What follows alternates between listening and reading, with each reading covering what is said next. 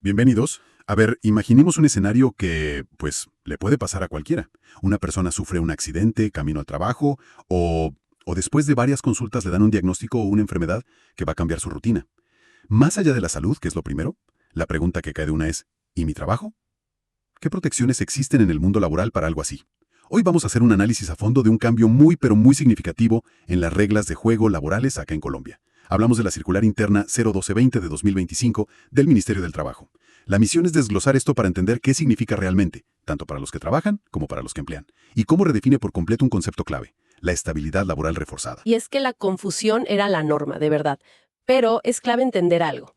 Esta circular no es que se invente algo de la nada, ¿eh? No surge de la nada. Lo que hace, y ahí está su gran valor, es recoger y unificar en un solo documento años y años de sentencias, de decisiones de las altas cortes, O sea, de la Corte Constitucional, por ejemplo. principalmente. Básicamente le pone un procedimiento claro, como una hoja de ruta, a una situación que antes generaba, muchísima incertidumbre. Busca pasar de esa ambigüedad a la claridad. Ok, entremos en materia entonces. Lo primero que uno piensa al oír estabilidad laboral reforzada es que se necesita un certificado, un papel que diga esta persona tiene una discapacidad del X%. Pero por lo que entiendo, la cosa es mucho más profunda, va más allá de un documento, ¿no es así? Totalmente. Y ese es, yo diría, el cambio de mentalidad más importante que esta circular viene a consolidar. La protección ya no depende de tener una calificación formal con un porcentaje de pérdida de capacidad laboral, la PCL.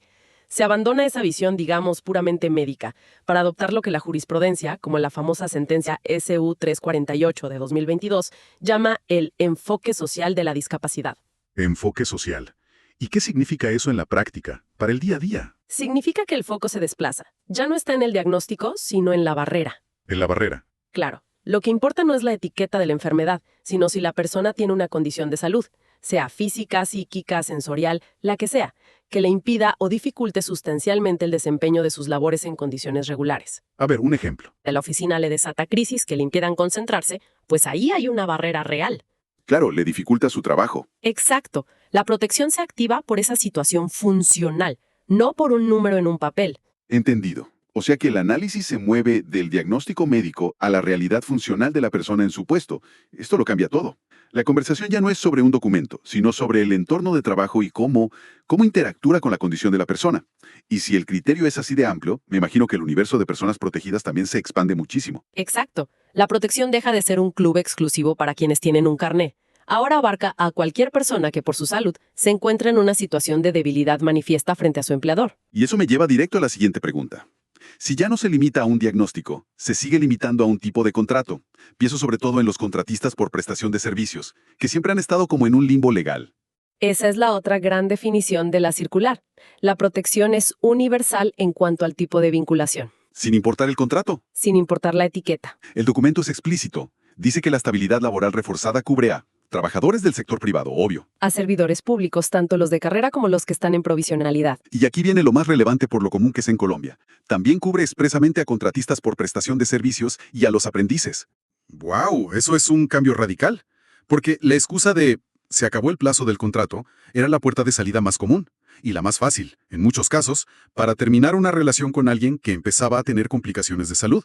Ahora, esa puerta parece tener un candado mucho más fuerte. Un candado constitucional. La lógica de las altas cortes que la circular recoge es que la dignidad humana y el derecho a la estabilidad no dependen de si el contrato dice a término fijo o prestación de servicios. Se entiende que la vulnerabilidad es la misma sin importar la modalidad. La forma no puede estar por encima del fondo. Ok. Esto suena como una protección casi absoluta. Pero, a ver, pongámonos del otro lado un momento. Desde la perspectiva de un empleador, sobre todo de una empresa pequeña, esto podría sonar aterrador. Significa que una persona bajo esta protección se vuelve intocable. ¿Qué pasa si de verdad hay una justa causa? Si la persona comete una falta grave o su rendimiento es malo por razones que no son de salud. Esa es la pregunta del millón. Y la respuesta es clara. No se vuelve intocable.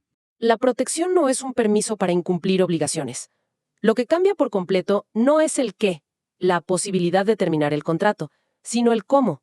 Y aquí entra la figura central de todo esto, la necesidad de solicitar una autorización previa al Ministerio del Trabajo. A un inspector, supongo. A un inspector del trabajo, sí. Antes de hacer efectiva cualquier terminación, Me imagino que no es solo llenar un formulario. ¿Qué le impide a una empresa, por ejemplo, inventarse una justa causa para deshacerse de alguien cuya condición de salud se volvió, no sé, costosa o incómoda. Esa es la clave. La carga de la prueba es altísima y recae enteramente sobre el empleador. El inspector no es un notario, es un investigador que va a exigir evidencia concreta de que el despido es la última, la única opción posible. Y para eso va a revisar principalmente 3 cosas. A ver, ¿cuáles son esos 3 pilares que el inspector va a mirar con lupa? El primero y más fundamental es si la empresa implementó ajustes razonables. Ajustes razonables. Sí, por ejemplo, las fuentes nos dan uno perfecto. Un analista contable con una enfermedad visual progresiva. Su rendimiento empieza a bajar. La empresa no puede solo decir bajo rendimiento. Debe llegar ante el inspector con pruebas. ¿Pruebas como qué? Están los correos donde le ofrecimos un software de lectura de pantalla. Aquí está la cotización del monitor especial que compramos. Aquí están las actas donde discutimos reasignarle tareas. Si no hay prueba de esos intentos proactivos por adaptar el puesto, la solicitud va para atrás. O sea, no basta con señalar el problema, hay que demostrar que se intentó construir una solución. Y el segundo pilar, la exploración de opciones de reubicación. Siguiendo con el ejemplo, si los ajustes no son suficientes, el inspector preguntará: ¿Buscaron otro cargo para esta persona? Había una vacante en un área donde su habilidad numérica fuera útil, pero la exigencia visual menor. Y de nuevo, no vale decir no había nada. Hay que demostrar que se hizo una búsqueda activa. Entiendo. Proactividad y documentación. Y el tercero, el de la justa causa que mencionábamos. Ahí el escrutinio es todavía mayor. Si la razón es una falta disciplinaria, no basta con describirla. Hay que presentar todo el expediente del proceso disciplinario, demostrando que fue impecable. O sea que se le notificó, que tuvo derecho a la defensa. Exacto, que pudo presentar descargos y un principio clave que a menudo se olvida. El principio de inmediatez. Inmediates. ¿Qué significa eso en la práctica? Significa que la sanción debe ser oportuna, tener una relación lógica de tiempo con la falta. Una de las fuentes usa un ejemplo muy claro. Un mensajero, con estabilidad reforzada, comete una falta grave hoy. La empresa lo despide 3 meses después. El inspector probablemente negará la autorización. Su lógica será: si la falta fue tan grave, ¿por qué esperó 3 meses para actuar? Esa demora puede sugerir que la falta es un pretexto y que la verdadera razón es otra. ¡Wow! Entonces, la carga de la prueba es brutal. El empleador tiene que llegar con una carpeta llena de evidencia que demuestre que hizo todo lo humanamente posible y que la terminación es, de verdad, el ultimísimo recurso. Exactamente. La presunción está siempre a favor de la persona trabajadora. El empleador debe desvirtuarla con pruebas contundentes. Ya vimos el camino correcto, que es complejo. Ahora, hablemos del atajo. ¿Qué pasa si una empresa dice: no, esto es mucho papeleo, y simplemente despide a la persona cruzando los dedos? ¿Cuáles son las consecuencias? Las consecuencias están diseñadas para que tomar ese atajo sea una decisión financieramente catastrófica. Son severas y acumulativas. Primero, el despido se declara ineficaz. Legalmente es como si nunca hubiera ocurrido. O sea que, para la ley, la persona nunca dejó de ser empleada o contratista. Así es. Y de ahí viene la segunda consecuencia: la obligación de reintegro. Un juez ordenará a la empresa reincorporar a la persona a su mismo cargo o a uno similar. ¿Y si era contratista? Se renueva el contrato. Puede ordenar la renovación forzosa del contrato, sí. Tercero, y aquí empieza a doler el bolsillo, se deben pagar todos los salarios, prestaciones u honorarios dejados de percibir durante el tiempo que la persona estuvo por fuera. Y eso puede ser mucho tiempo, si el proceso judicial se alarga. ¿1 año? ¿2 años? Puede ser una suma considerable. Pero falta la estocada final. Además de todo eso, la ley impone una indemnización especial y punitiva equivalente a 180 días de salario u honorarios. ¿180 días? Sí, y esto no es para compensar un daño, es un castigo directo a la empresa por haber hecho un despido discriminatorio. A ver si entiendo la magnitud. Estamos hablando de que un solo despido mal manejado podría costar el salario de esa persona por todo el juicio, que puede ser más de 1 año, sumando salarios caídos y prestaciones, y además una sanción extra de 6 meses de salario. Esto no es una multa, es una bomba financiera para cualquier empresa. Precisamente. El mensaje es claro. Es infinitamente más costoso despedir mal que invertir tiempo y recursos en hacer las cosas bien desde el principio. El riesgo de ignorar el procedimiento es sencillamente demasiado alto. Entonces, ¿qué conclusión sacamos? Lo que estamos viendo es que esta circular 01220 no es una simple actualización. Es un cambio fundamental que blinda la protección de los trabajadores con condiciones de salud. Amplía la cobertura, exige a los empleadores un proceso probatorio súper riguroso y, como vimos, establece consecuencias económicas demoledoras. Definitivamente. Y le da seguridad jurídica a todas las partes. Al trabajador, que tiene reglas más claras.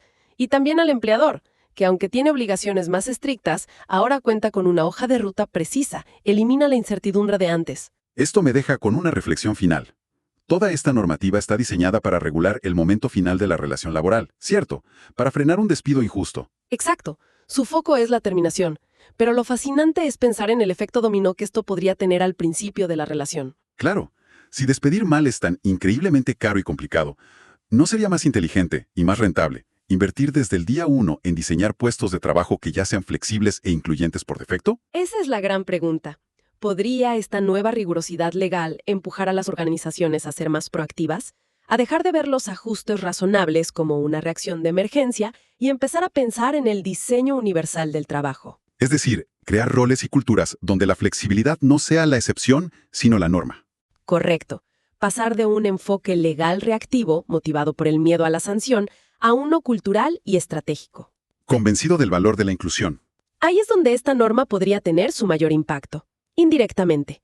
Quizás la verdadera transformación que puede inspirar es convertir lo que parece un requisito legal engorroso en un imperativo cultural para diseñar trabajos más humanos, más resilientes y preparados para la diversidad de capacidades que todos tenemos en diferentes momentos de la vida.